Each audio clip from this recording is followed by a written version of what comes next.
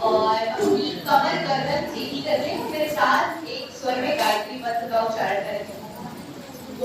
ओम भूर्भुवः स्वः तत्सवितुर्वरेण्यं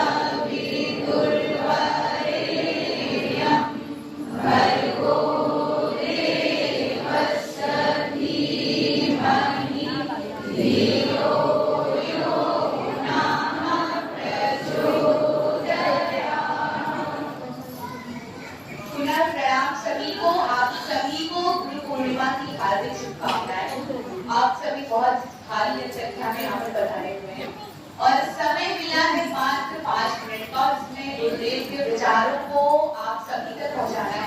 तो सबसे पहले मैं अपना परिचय दे देती हूँ कि मेरा नाम पल्लवी सिंह है और मैं यहीं की निवासी हूँ और देव संस्कृति विश्वविद्यालय तो अखिल विश्व गायत्री परिवार 15 करोड़ की जनसंख्या का परिवार है। उसी की संस्था की मैं पढ़ी हुई पत्रकारिता में छात्र विद्यार्थी हूँ और अभी भी जीवन में सीख रही हूँ। और यहाँ पर गायत्री परिवार के सभी कार्यकर्ताओं का मैं बहुत बहुत धन्यवाद करना चाहती हूँ कि जिन्होंने मुझे ये सौभाग्य दिया कि मैं यहाँ पर बैठकर गुरुदेव के विचारों को आप सभी तक पहुँचा पाऊँ। तो अभी यहाँ पर काफी ज्यादा जनसंख्या दिख रही है और मैं कहीं भी जाती हूँ तो बस एक ही चीज पूछे, कौन कौन अपने आप को युवा मानता है? तो एक बार हाथ खड़ा कर दे। सभी युवा है, बहुत अच्छी बात है। क्योंकि जो युवा होता है अगर आप इसको उल्टा पढ़ेंगे तो होगा वायु, मतलब जिसमें वायु जैसी प्रचंडता हो। तो युवा शरीर से नहीं मन से होना चाहिए और जब युवा साथ में बैठ जाए तो बात करने में मजा कुछ और आता है। अब सबसे पहले गुरुदेव ने एक विचार दिया कि सादा जीवन उच्च विचार, लेकिन आज हम देख रहे हैं कि इसका उल्टा हो रहा है कि जो हमारी इच्छाएं हैं वो शायद खत्म ही नहीं होती हैं।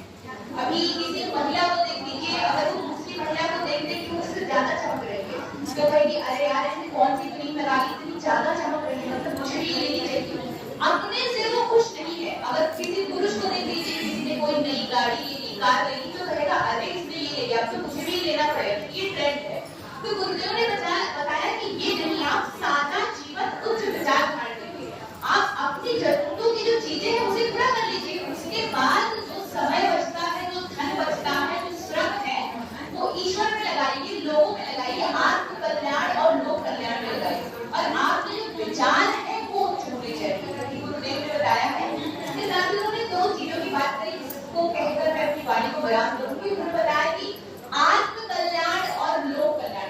अब ये आत्म कल्याण और लोक कल्याण क्या है? अब आत्म कल्याण का मुझे तो मतलब समझ में आ रहा है कि अपना सुधार करना, लेकिन अपना सुधार भी कैसे होगा? अब मैं आपको एक उदाहरण देती हूँ। जैसे मैं किसी गली से गुजर रही हूँ, अब वहां पर कोई भिखारी बैठा हुआ है तो मैंने बिना सोचे समझे उसको 5 रुपए डाल दिए और आगे से चली गई। मेरे मन में कोई विचार नहीं आया, तो क्या ये आत्म कल्याण है? नहीं है।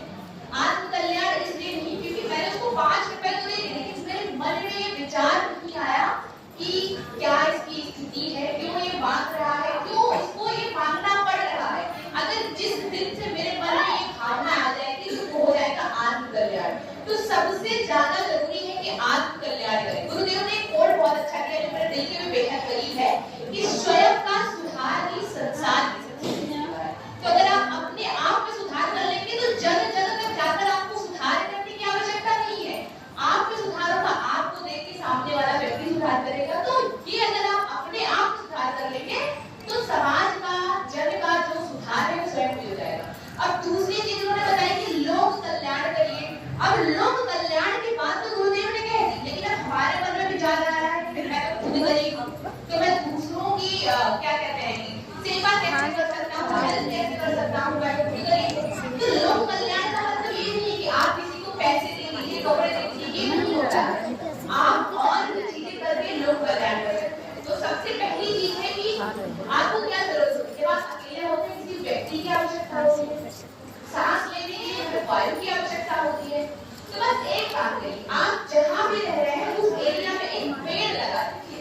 अगर आप पेड़ लगा देंगे ना तो अगर जैसे आजकल के जो माता पिता है उनके जो बच्चे हैं वहाँ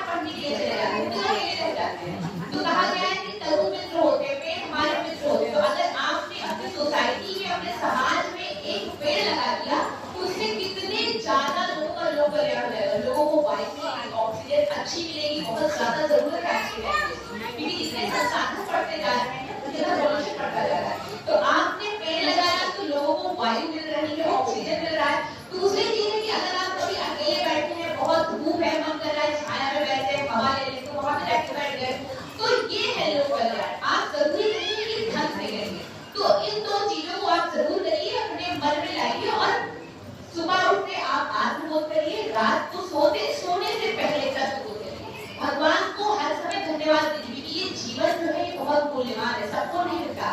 आज इतनी घटनाएं हो रही है, लोग इतनी भारी संख्या में मृत्यु को पा रहे हैं, तो जरूरी है कि सुबह धन्यवाद करिए, आत्मबोध करिए, शाम को धन्यवाद करिए, तत्वबोध करिए। ये जीवन में मिला है, इसलिए धन्यवाद। और एक उद्देश्य को लेकर जीवन को जीजिए, क्योंकि आप यहाँ पर आए हैं, मरते तो बहुत लोग, लेकिन जानना उन्हीं को जाता है जो कुछ करके जाते हैं समाज के लिए। विवेकानंद को देखिए, पुत्रियों को हमारे देखिए, तो बहुत सारे उदाहरण हैं, महिलाएं भी आ गई, पुरुष भी आ गए, और एक दूसरे से कंधे से कंधा